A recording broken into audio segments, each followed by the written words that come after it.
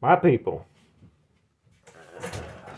Hope everybody's having themselves a fine Wednesday here, hump day. Make sure you hit that like button down there, if you don't mind. It's right around in there.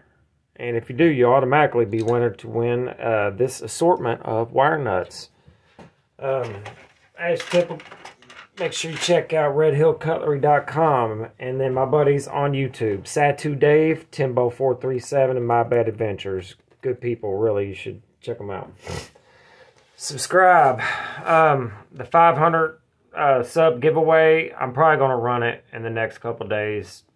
I don't think I'm going to make it to 500 subs in time to run this thing. It's taking way too long. And hell, everybody's going to just forget about it by the time I get it ran. So, in the next couple days, be looking for that. I'm going to go ahead and run it.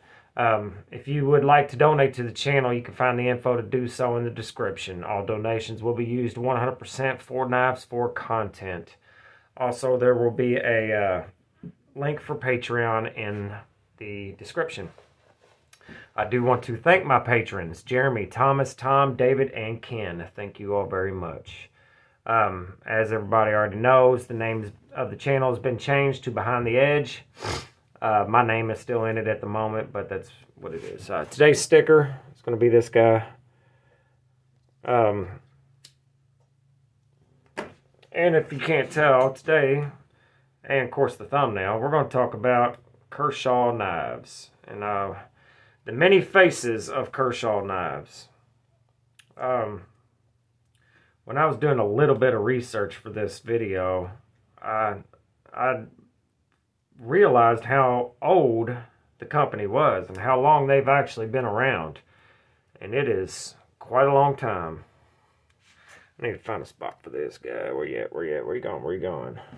Looks like right here. Quite a long time.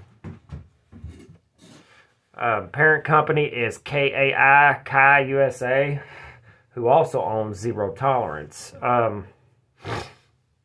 And Kershaw has many levels in price, from the Uber budget all the way to, you know, mid-range $200, $300, $400 knives, or they definitely used to. Right now, I think they're peaking around 200 or so, but they have an obscene amount of models, and I mean obscene. This is just some stuff that I happen to have at the moment. They've been around for a really long time. Their best current models are arguably the Launch series right now. They use CPM 154. They're all automatics, and there's, I think, 14 of them. If I am not mistaken, I could be mistaken, but anyway, that's their best current models, in my opinion. Kershaw's been around for years, and they used to make some really cool crap. And they're responsible for some classics in general, like the Blur, the Leak, L-E-E-K, and then the Link, Dividend, Cryo, Natrix, Oh So Sweet, the Clash, Scallion, Knockout, Skyline, bananas amount of models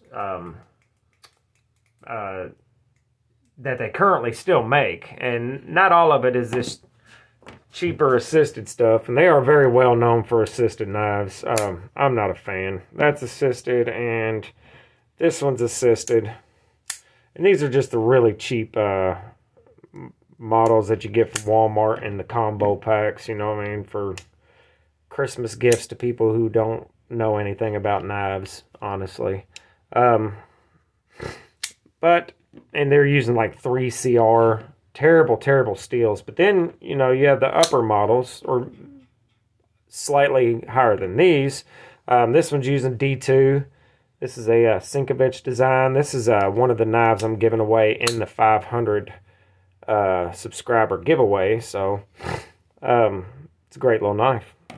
And then like this one here, the NORAD, it's also in D2. It's a steel frame lock. I did a solid video about that one on its own. They use steels ranging from 3CR all the way up to the higher end steels. 20CB, M390. They got the blur they have it in just about every steel you can think of. The leak and the link and the dividend, they use those, and they use 20CB on those as well. On certain models, they use the S30B as well.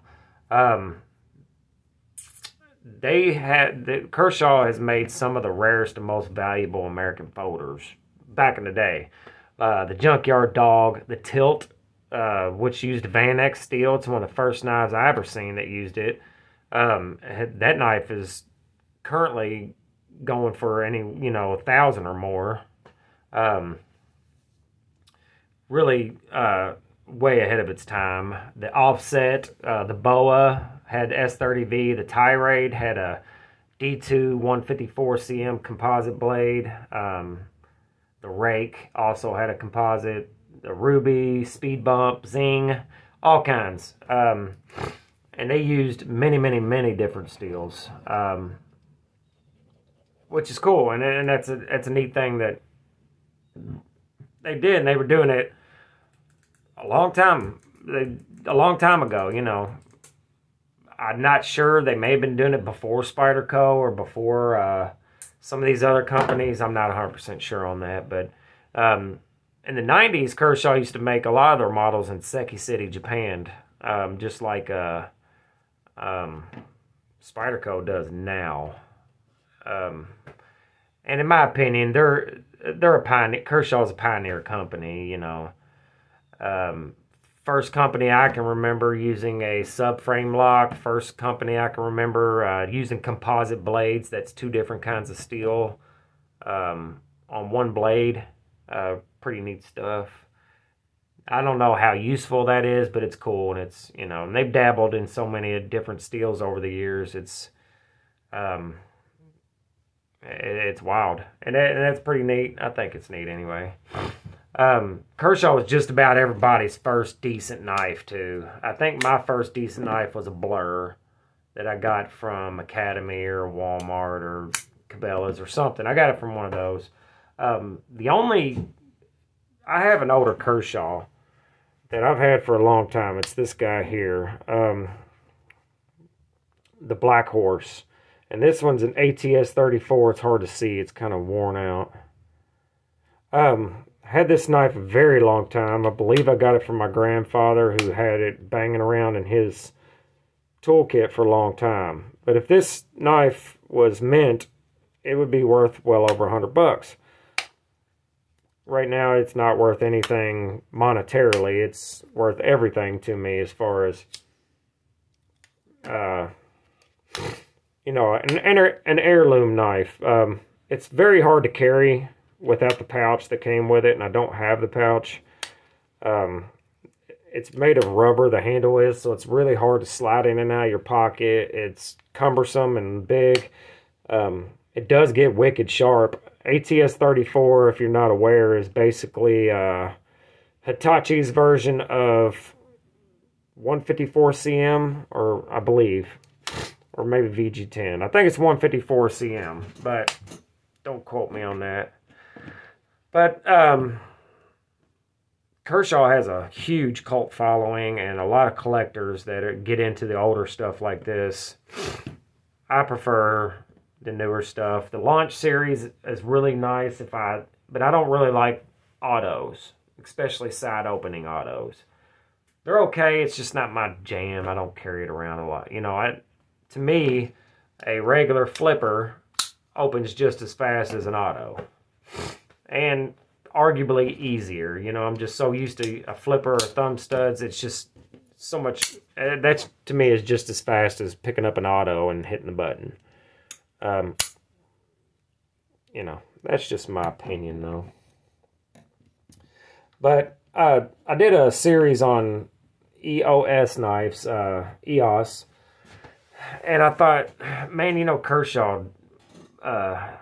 I have quite a few of them, so I was going to do talk about them today. I just think that's kind of paying homage to them, and I wish I had a lot of other companies that I like, a lot of models in them. When I first started the channel, I did Spyderco. But if you guys like this kind of dealio, let me know. And I like to talk about the classics. The companies have been around a long time and had a real significant... They helped make the knife community and the knife world what it is. You know what I mean? Like Chris Reeves with the frame lock. Hinderer made the lock bar stabilizer. Lots of different people. Emerson with his wave. Spyderco with the pocket clip. Everybody owes the pocket clip to Spyderco. Nowadays, it's all about the lock. That's basically the only thing you can change anymore that can be patented. And I'm really surprised they don't have the patent number on this one like they do every other subframe lock that I've ever seen. And I really like this knife. I like the finish on it. And my lighting's terrible. And again, I'm sorry guys, but look at that finish, that stonewash. And then your satin flats. That stonewash is excellent looking. I think anyway. Well, it might help if I turn all the lights on. I'm sorry. Anyway, what is your favorite Kershaw? Let me know in the comments. And if you have any that I didn't really name or talk about that deserve to be talked about, let me know what those models are in the comments. That's probably all I got for you guys today. I will, again, be looking for that giveaway to go ahead. I'm going to go ahead and run that thing. Even though I didn't get my 500 subscribers that I wanted, it is what it is. I just need to get this knife to somebody. Or these 5 knives and all kinds of other stuff to one winner. So if you haven't signed up for that and you're not subscribed and you're not entered in winning that, look in my video list. Make sure you check that out and get involved if you want to. All right, guys, you have yourself a good rest of your evening. I will see you in a couple days. Later.